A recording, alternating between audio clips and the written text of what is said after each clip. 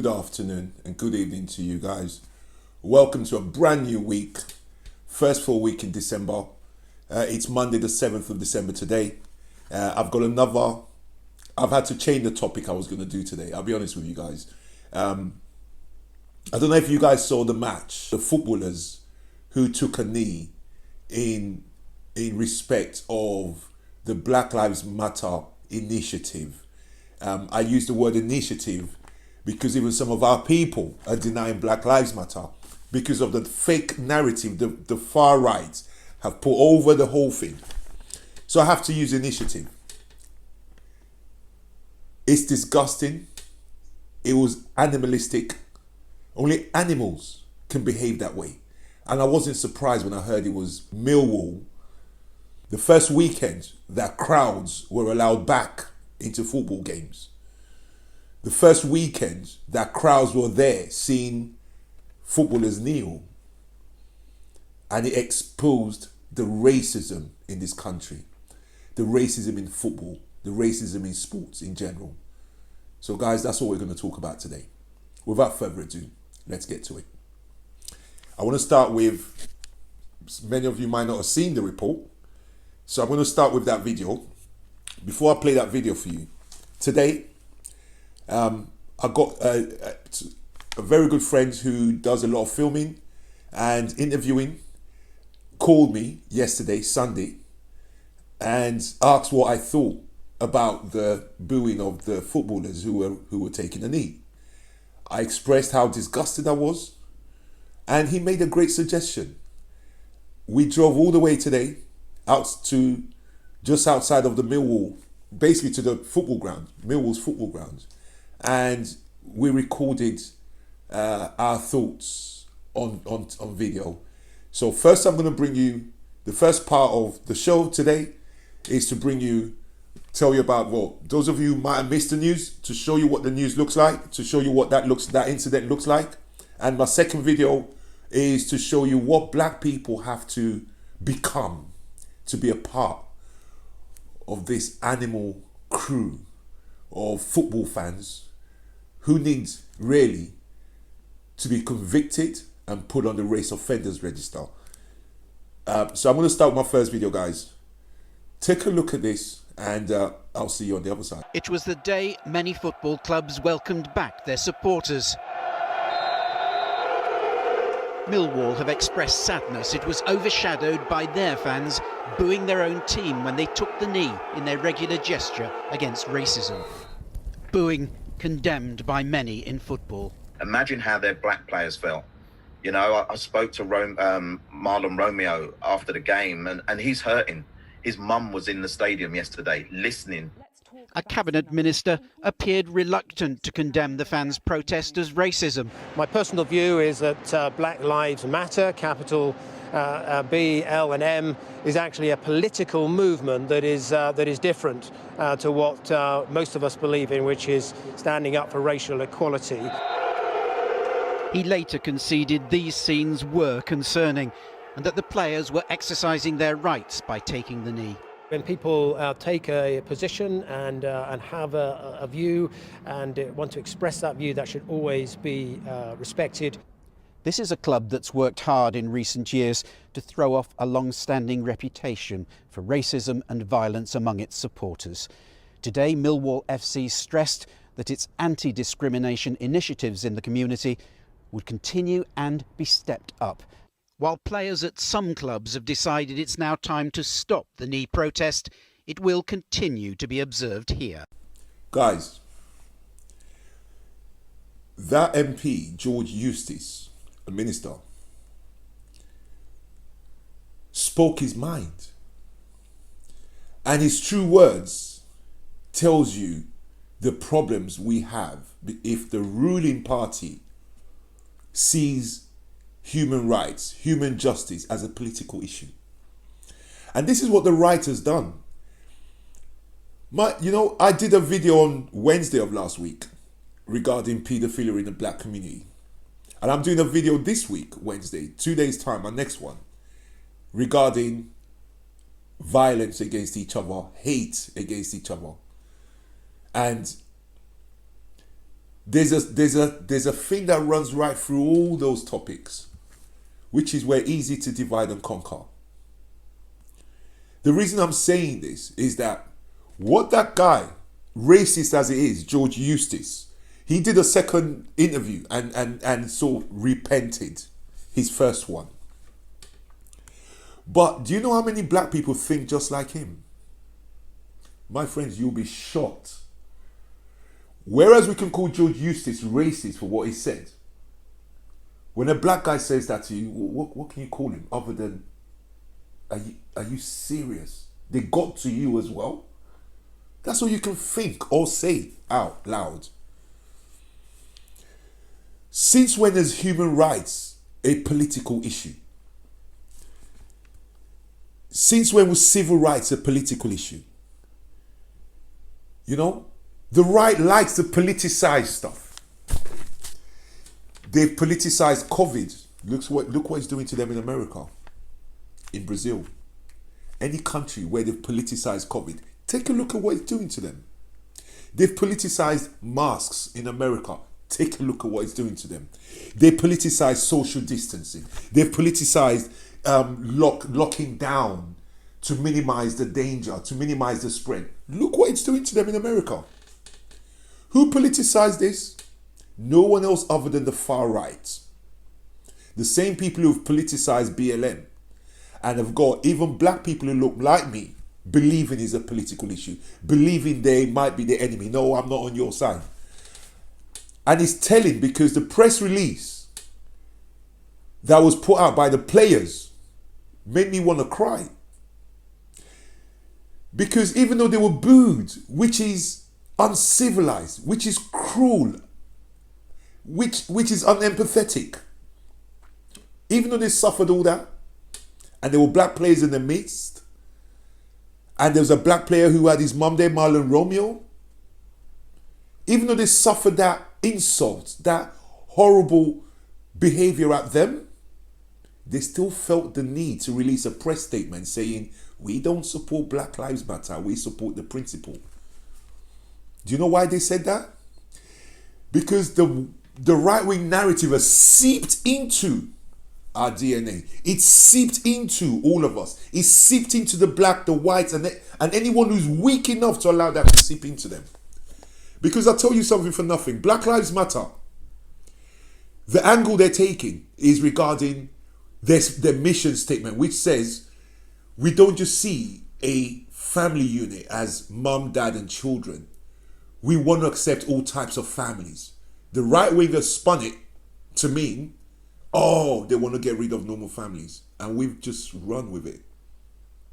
It makes me sick to see how easy it is to divide and conquer us.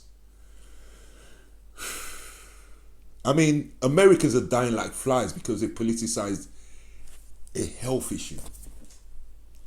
We're struggling to find a direction because the right wing have politicized our fight, and we've allowed them to do that. Civil rights is not a political issue, it's a human rights issue. Racism and wanting to stop racism is not politics, it's human rights. Just like health is human rights. It's time to stop this, guys. Look, I'm going to go on to my second video. I want you to see what you have to become as a black person if you want to be a supporter. If you love your football and you're from that area, but your team's racist as hell. Take a look at what happens to a black guy to become a supporter of this club. You know, we are handsome, we ain't pretty. BLM are fucking shitty. I'm not gonna give a damn. I'm Millwall and not West Ham. Hey! BLM, they take it up the arse. They take it up the arse. They do it slow, not fast. They take it up the arse. They don't matter. Oi! Another black bites at us. Another black bites at us. And hey, I know that they ain't Greek.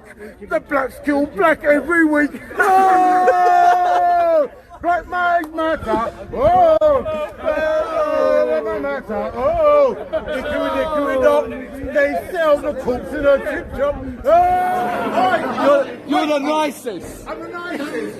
I'm a nicest. Talk about the meat of the price.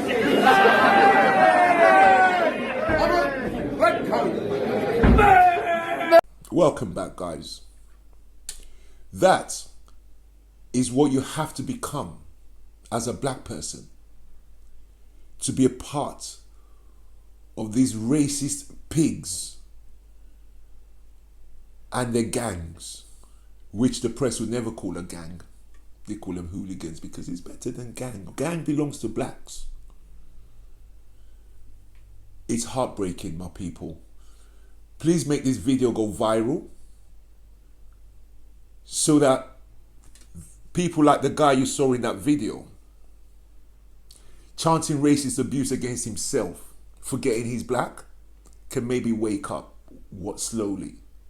When you watch this video, please be sure to share it. Be sure to subscribe. Hit the subscribe button. Okay? Let's make a difference. This is becoming a joke now.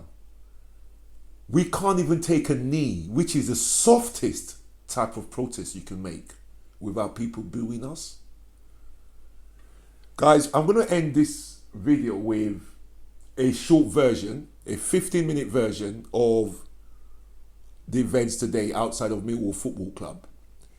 And tomorrow, Tuesday, I'm going to upload the full version. If you've watched this today, please come back tomorrow and watch the second part of it. Now take a look at this video and I'll see you on the other side. Thank you for giving me the opportunity to interview you outside of Millwall Football Club 48 hours after there was a booing incident that has now become... Disgusting incident. But before we go into a proper interview, tell me more about who Spencer is. Well, Anthony Spencer, my full name. To be honest, I took this fight up after George Floyd. So you want to know who the real Anthony Spencer is. There's an Anthony Spencer before George Floyd, there's an Anthony Spencer after George Floyd, put it that way. And Anthony Spencer after George Floyd is laser focused on seeing what I can do personally in conjunction with everybody else who's thinking along the same lines of getting rid of what we saw at the weekend and the systemic racism that we have in this country. So this is like it's not a hobby, it's a mission for me. I'm also part of the Million People movement with 2 other members. And I'm also the host of The Full 100 on YouTube, which deals with all these types of situations. Tell me more about your link between your organisation, the Million People March, Million People Movement. the Million People Movement, I beg your pardon, and Black Lives Matter. What's the link? We have the same agenda, and I'll explain that. Black Lives Matter have evolved since 2012-13 when it first started in the US, have one mission, and that's to get rid of systemic racism, bring equality back into our legal and justice system, housing systems, health systems, and basically see what we can do to make the lives of minorities better. Let's talk specifically about what happened at this football club on Saturday. So let's get some background information for those who don't know. So on Saturday, Millwall Football Club opened for the first time after COVID, but also for us, After George Floyd. George Floyd. So George Floyd was murdered in America on the 25th of May 2020, and the match which took place here with Derby on Saturday was the first occasion that 2,000 fans were permitted into the ground, and players and officials took to their knees, and some fans, not all, some fans started to boo. What did the symbolic taking of the knee mean to you? The taking of the knee, can I be honest, Yes. is useless. Why is it useless? It's useless because of what you saw on Saturday. It means nothing to these people. It means nothing to them. There is no accountability. Before we take the knee for the next 12 months, we have an initiative that I'm going to talk about before the end of this interview. What we're doing is we're taking feathers to these monsters and these uncivilized people. And that's why, in my opinion, taking the knee is useless. But hold on, let's get it clear. You know, Street Mike likes to be devil's advocate. When you're talking about monsters and uncivilized people, racism is uncivilized. You cannot be referring to every single fan that was inside of this ground. I didn't say that. We're referring to those who booed, yes? Yes. Okay, that's who I'm talking about. I'm not talking about the civilized folk who respected those who were kneeling. I'm talking about the uncivilized, uncultured animals who felt the need to boo. That's who I'm talking about. Now, taking feathers to those sorts of animals doesn't work. Hence, I'm telling you, although I appreciate that they feel like this is the most they can do, and it's a sad, sad world where many footballers have had a reason to walk off the pitch, but not one of them has ever done it. Many footballers have had a reason many managers have had a reason to pull their whole team off the pitch. None of them has ever done it. These are the types of action that make a difference, but we don't do it. But then we take a knee, which is the smallest, the weakest, if you like, that action we can take. And yet these animals that we saw at the weekend still have something to say to us. We are asking for an initiative called Stop January. Hold on, before we get there, Street Mike is leading this debate, and you know I like to be devil's advocate. Let's go back to the booing. What did booing mean to you and why? The booing was racism at its ugliest. Why? Why was it racism? Let me explain something, Mike. Please do. Like you just said, Saturday was the first time fans were allowed back in the stadium, okay? We all know the reason they're booing is because the whole world, 7 billion, maybe just less people in the world saw a human being's life snuffed out in slow motion. It took 8 minutes and 49 or so seconds to kill this human being who was crying for his mother. Everybody and their uncle understands that the kneeing is a statement in solidarity, a statement for fairness, for justice. So in my opinion, those section of that crowd that decided to boo were definitely showing their support for the opposite of what these guys were kneeling for. And what's the opposite, Mike, of what these guys was kneeling for? White supremacy. What's the opposite of what these guys was kneeling for? Injustice. What's the opposite to what these guys were kneeling for? Racism. So if you're booing a group of people who are standing up for the right cause, then you must be you must be cheering for the wrong cause. And that's why it's racism. At its worst. And this is why the Race Offenders Register will deal with that sort of a situation. Let's talk including about the club and the fans. Let's talk about Million People Movement have called for a redefinition of racism. We need to redefine what racism is, so that we can start to change the mentality of sections of this crowd, Mike. I can show you a video clip of the top black football supporter, fan of this club that's standing behind me. A black guy who makes jokes and sings racist songs about blacks. So this is a club where if you're a supporter because you're local, you must be racist or be able to accept racist behavior to be a part of their community. I note the point I hear you. I note the point you're making. Let's go back. They're animals. They're animals, as far as I'm concerned. Let's go back to other possibilities to explain why people were booing. Is it possible that the reason why people are booing is because they disagree with Black Lives Matter as a political That's their organisation? excuse. Hold on, let me finish. That's their excuse. As a political organisation, and it was being politicised on Saturday.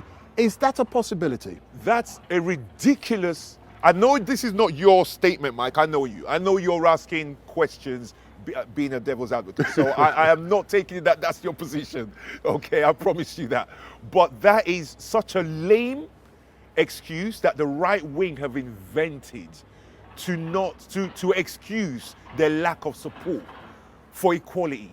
That's all it is, Mike. Let's not, you know what, I think when the press, and I have a YouTube channel, so I'm in a way, I'm a member of... Less of the advertising, we can do it I'm not at the going end. there. We can do Listen it to at what, the listen end. to what I'm saying to you. I am also, what I'm saying to you is I'm also a part of the press because I have a channel and I do interview people, okay? And what I'm saying to you is the press needs to stop this type of acknowledging rubbish, okay? Black Lives Matter, when we kneel for injustice, when we cry out for injustice, when we march for injustice, what we're actually doing is we're marching for human rights. Equality in a society should never be political.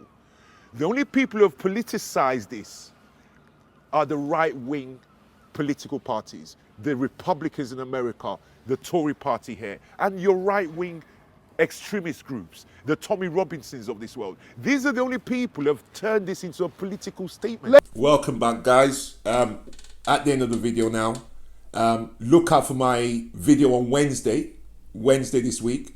We're going to be discussing the black on black hate, black on black violence. I hate to use the word black on black violence because I know many white on white violence stories. I know many Kurd on Kurd violence stories. I know many Albanian gangsters who are killing each other. But you know what? None of them make the news. However, I'm not Albanian.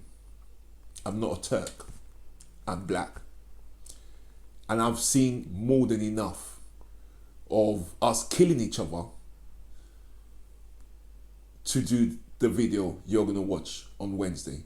So please subscribe and tune in on Wednesday for that video. And also remember, I'll be uploading tomorrow the full version of the video you've just watched. So guys, have a fantastic Monday evening. Have a fabulous rest of the week. Guys, listen, enjoy your evenings. I'm really upset today with what happened. And obviously I can't hide it.